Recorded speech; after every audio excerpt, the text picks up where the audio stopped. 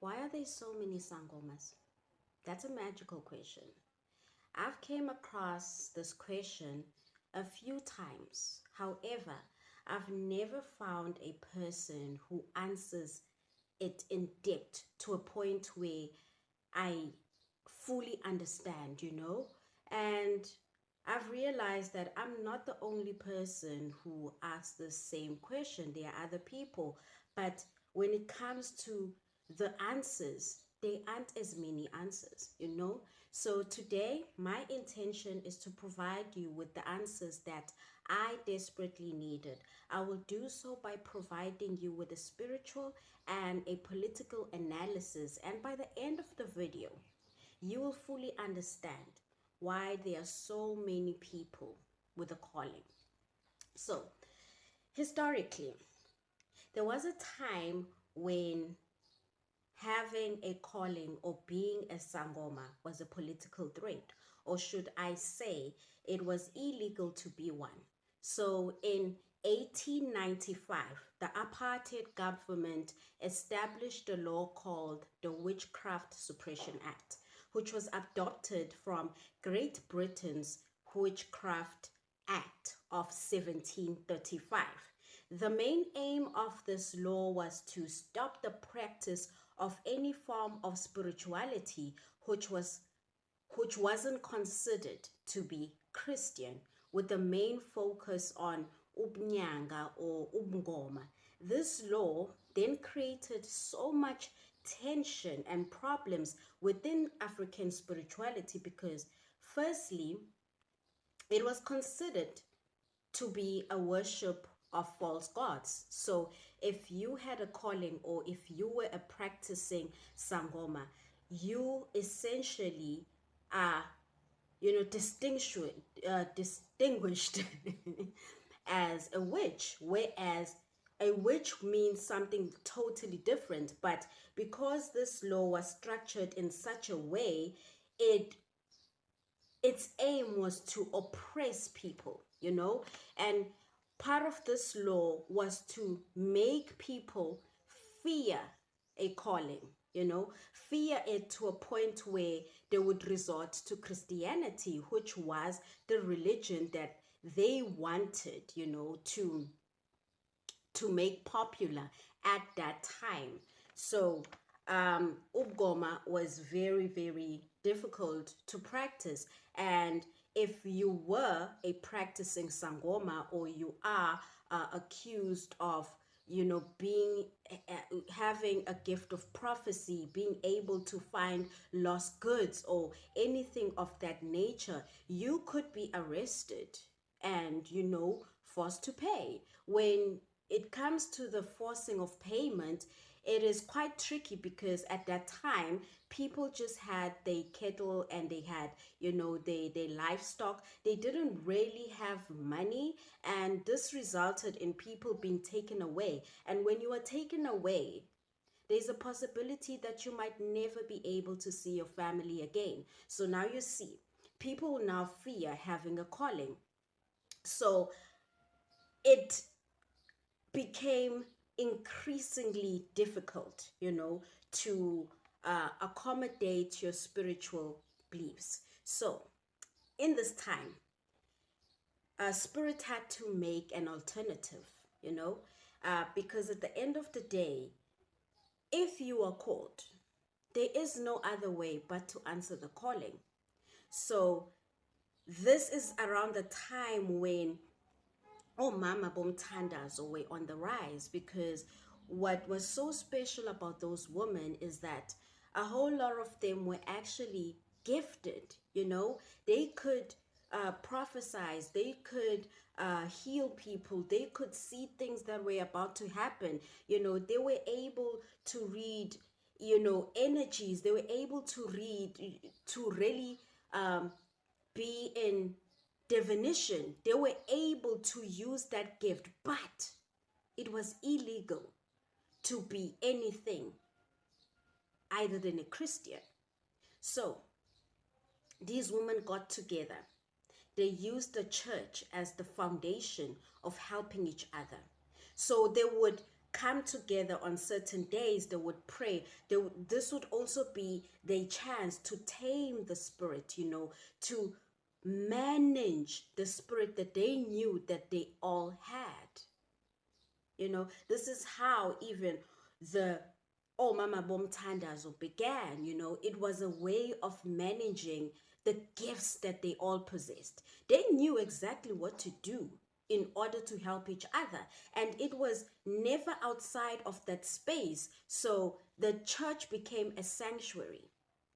Around this time, Isithunywa was also born. Now, Isithunywa is relatively a younger spirit compared to all the other spirits in, African spirituality, in divination. Isithunywa, which means the messenger, right, is a type of spirit that adapted during the political times of that era.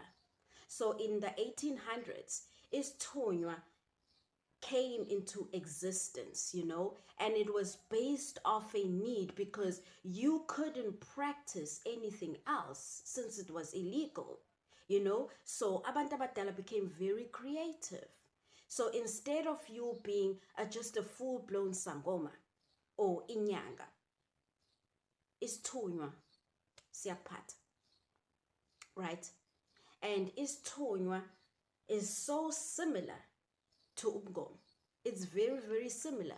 The only difference is that instead of using bones to clarify, it would use the Bible.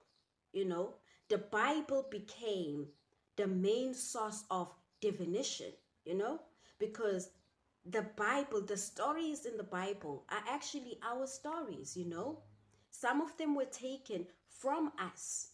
So it was easier to divine using the Bible as a tool rather than using bones. So even if you suspected, Uguti, no man, this is very different, These people are practicing something outside of Christianity. You wouldn't be able to prove it. Because if you come in church and I'm carrying a Bible, you can't say what it is illegal. You can't say I'm worshiping false gods. You can't say anything other than what you see. If anything, you would leave because at this moment you've disrespected God, right? So Isithunywa rised around that period. It became a very dominant type of energy, dominant type of spirit, because around this time, the Zion Church was also in formation.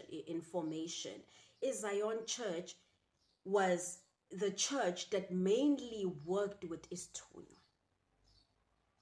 It was the church that mainly worked with Isithunywa. But within that church, there are so many similarities to appeasing Isithunywa, which are very similar to Umngoma, because Isithunywa, when it comes to you, it comes in the same way as Umngoma comes to you, like a message from the ancestors. It comes in the same way. Yes, it's not as dominant or as rough, but it has a certain way of awakening you. And there were drums being played, within the healing, practice, within the church. And we know that isigubhu also helps people who are in Umngoma, Sangomas, right? Because that beating of the drum appeases abantu abadala. So in a Zion church, that beating of the drum appeased abantu abadala. It comforted the person with the calling. It healed the person. And this is why even today you find, some Zion church still using isgubu, and there would be whistles. All these things were very closely related to ubgom, but it was safer to practice it during that time. And this resulted in isithunywa being more acceptable, rather than ubgoma. So a lot of people of that time had isithunywa. Isithunywa essentially, it is very, very similar to ubgoma, but it heals more using the church elements, using a Bible. So instead of even using umuti to heal, water was used. Water was used. Amanzi bethandazelo. And mayithandazelo lamanzi lawo, different types of salts can be used, or whatever is available at that moment, perhaps to put in the water.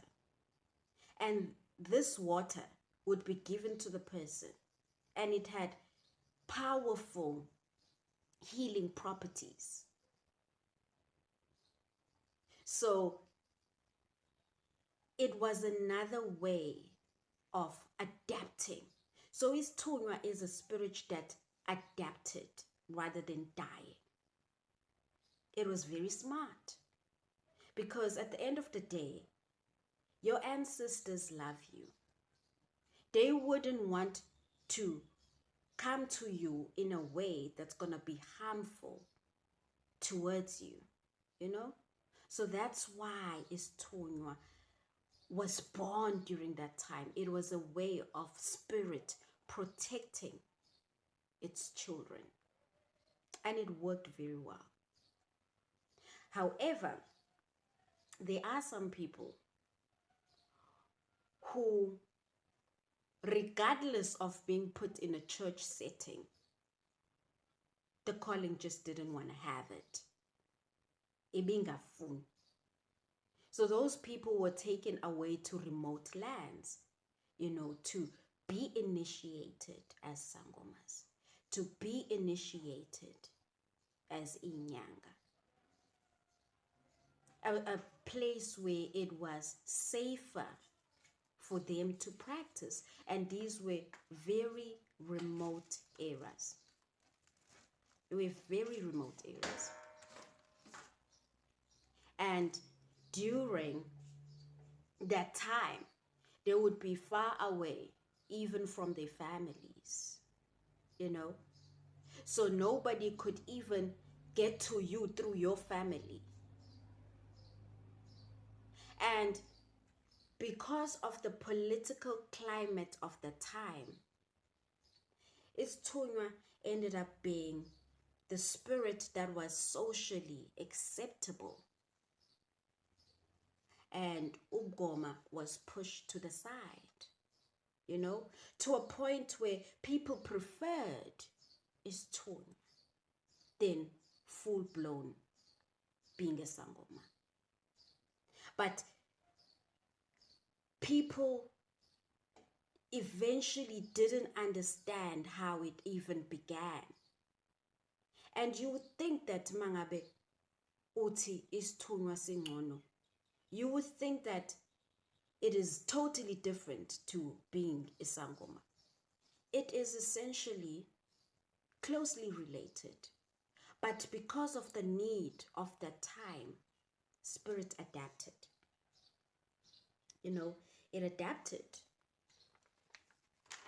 And there was no other way. It just had to. Right? And because isithunywa provided people with security, it formed part of the African traditional religion, right? And it made life easier for everybody else, right? So now let's look at the Witchcraft Suppression Act, or the Witchcraft Act of 1895. The aim. Okay, so let's look at the 1895 Witchcraft Suppression Act that was established in South Africa in comparison to the 1735 Witchcraft Act of Great Britain. So at this period, the English people had already been in South Africa for a period of 75 years. So when they established this law, it was taken from their own home country, and they knew exactly what they were doing, you know, because they had already studied the people, they studied what they believe in and how they move around. The people who did the studying were actually missionaries, so they knew exactly what to do, right? And when they gave the message to the queen, this law was established, right? And this law, the main aim was to break the black person. However, there was something also disturbing with this law, because it essentially boxed everything into witchcraft, you know? It basically made people fear things that they used to do for the longest time, because now it is considered witchcraft. It is considered evil. The word witch in itself is something that the black community in South Africa really takes offense to, because it has so many negative connotations attached to it. So when this law was established, this is when they would refer to Inyanga as a witch doctor, you know, making the practice of Ubunyanga dirty, you know, making it wrong and demonic in some sort of way. Unlike the people in Europe and the Western world, they began to own the word witch, meaning that the people who were referred to as shamans, people who were able to prophesize and heal in the most natural way, some of them ended up owning the word witch. Whereas when you come to the context of South Africa, nobody owns that word, because it is a word that is really insulting, you know? It is extremely insulting. However, when they created this law, it was to break African spirituality. It was to further break the black person. And the difference is that with this law in Great Britain, the people who were attacked and hunted down were mostly women. However, when it came to South Africa, this law was to polarize everybody, you know? It wasn't just specifically to attack just the woman. It was to attack everybody and to create fear amongst the people, which is why Isithonywa was birthed at this time, which is why it became a popular way of black people, you know, communicating with spirit, healing each other. And if a person kukhona mhlawumbe into efathi igezwe emndenini, then kuzomiswa iladi. Iladi would raise the people who have passed away, you know, it would cleanse and raise them up. And it was performed for so many different reasons. That is still African spirituality, but it is put in a more favorable, you know, Christian way of healing, so that it wouldn't trigger the government of the time. It was a means of surviving and adapting. This is why isithunywa became extremely popular, right? And this is why it became acceptable, it was a means and a way of surviving. So now that we understand this, nowadays we live in a democratic country, meaning that rule doesn't necessarily apply. It is not illegal to practice your spirituality. That is why spirit, comes full force and wants ukuthi uthwase ngale ndlela le abafuna ukuthi uthwase ngayo, because it is acceptable. It is more free to do so. But during that time, it had to happen in remote areas, just for people's safety. So now, there are a lot of Sangomas because we are more free to be ourselves, to not hide behind the church or anything of that sort, So you can be who you are. And this is why you find a lot of Sangomas now. And you have to understand that Sangomas are the custodians of culture and ancient wisdom.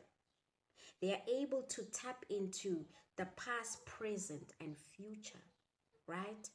And there's something known as imvuma kufa when you become a Sangoma, which means the acceptance of death. That is the acceptance of death of who you used to be, and the rebirth of who you are about to be, right? Which means that when you go through this phase, you are one with Idlos, meaning that you understand, because now you are able to tap into all these different realms. And so many people were killed during the apartheid era. So many people were lost during those times. Who do you think is going to fetch the spirit of those people? I know that fetching a spirit is not something that is done just by izangoma. No, it's something that a family member can do themselves. But doesn't it make it easier if each family had a sangoma to perform certain rituals? A person who understands that family, to do those rituals. A person who will understand, who will be pushed by the spirit. A person who essentially can't say no. Because sometimes if you have nothing that's going to affect you, if there are some things that you can delay. But uma uyumuntu oke uhlushwe idlozi,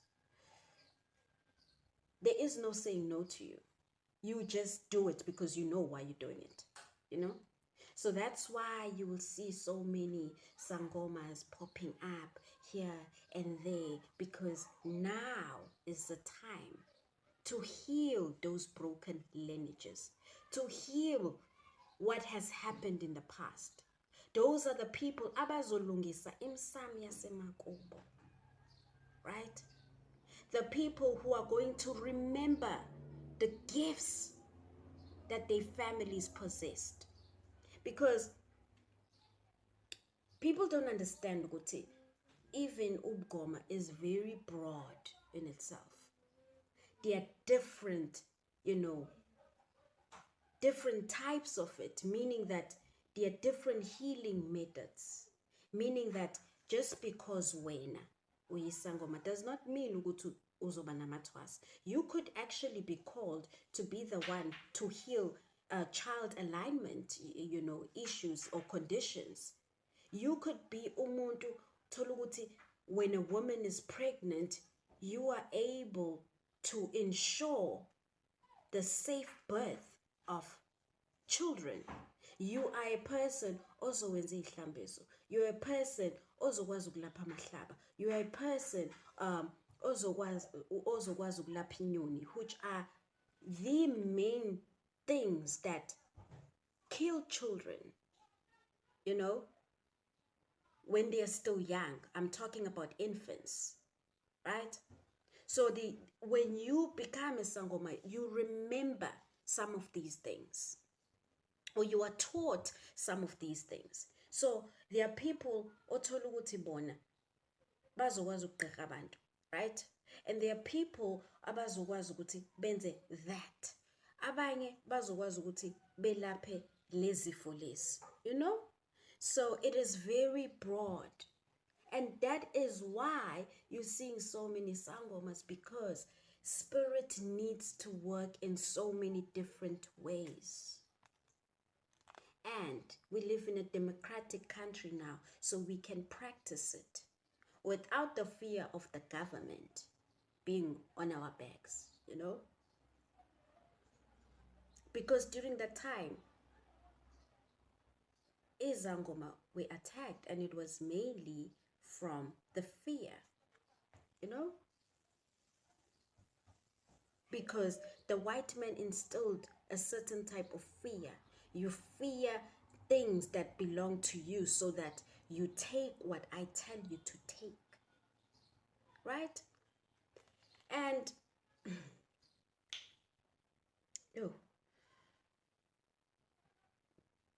a lot of people are now Zangomas, and there will be more people to become Zangomas, because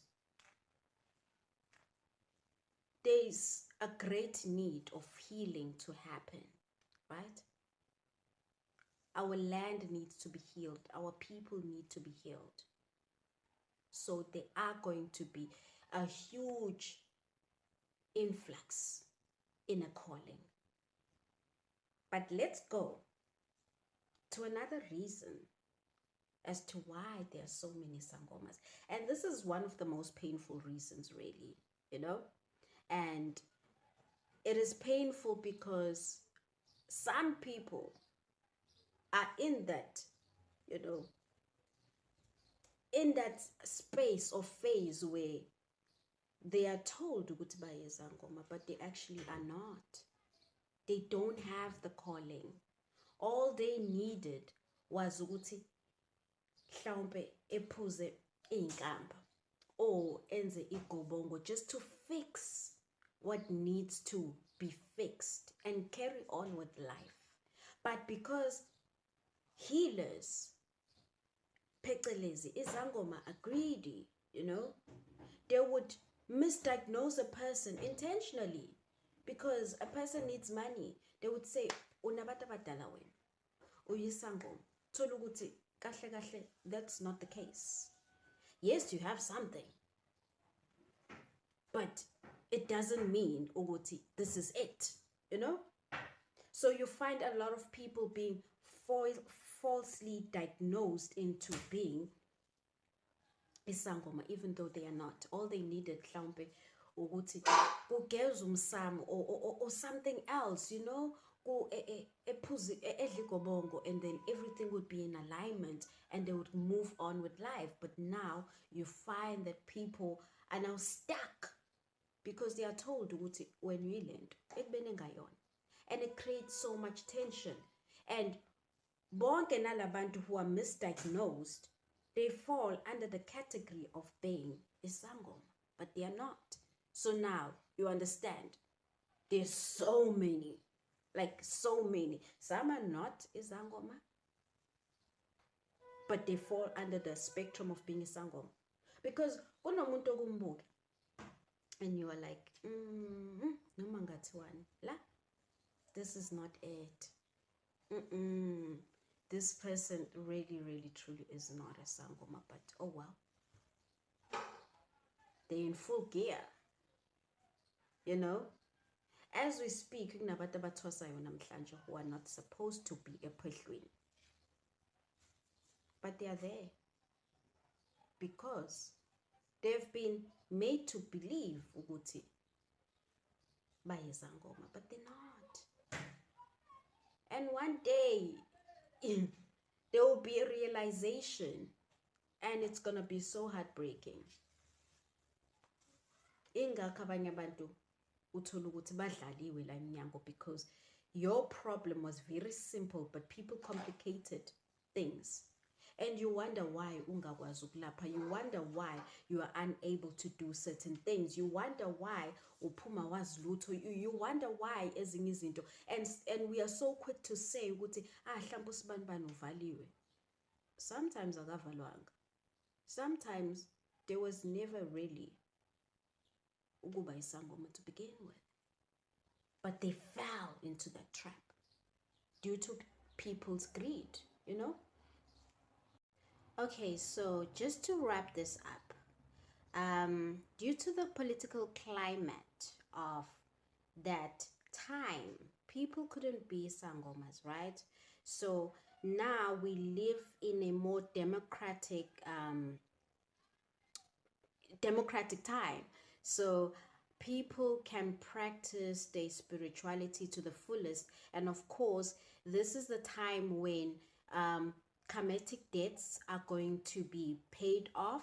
And this is the time when umuntu mhlambe okwakufanele esebenze akazange ezekwazi ukusebenza ngalesikhathi okwakufanele esebenze ngaso, that person will continue the work that they needed to do at that time through you, which is why maybe you will become a sangoma in your family, you know, because uthathe isikhwama somunye umuntu obekade engakwazi ukuthi ebe yisangoma ngaleso sikhathi ngenxa yobandlululo olalukhona, right?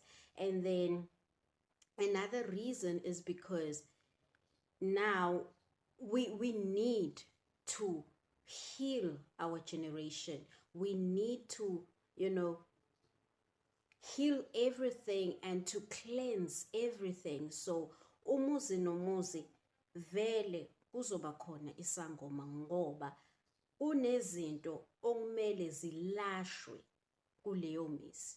And who better to do that than umuntu okuyena wakhona? Yayibona? So that's why in every family there is going to be isangoma, right? And then another reason is because kunabantu okuthiwa bayizangoma kodwa bazona. So all these different factors contribute towards the high number of people being initiated, the high number of people being izangoma at this time. And that is why izangoma ziziningi kangaka, and there will continue to be so many sangomas. It's not a one-sided answer. However, this is where I stop today's video. And up until next time, don't forget to be a grounding flavor. Bye.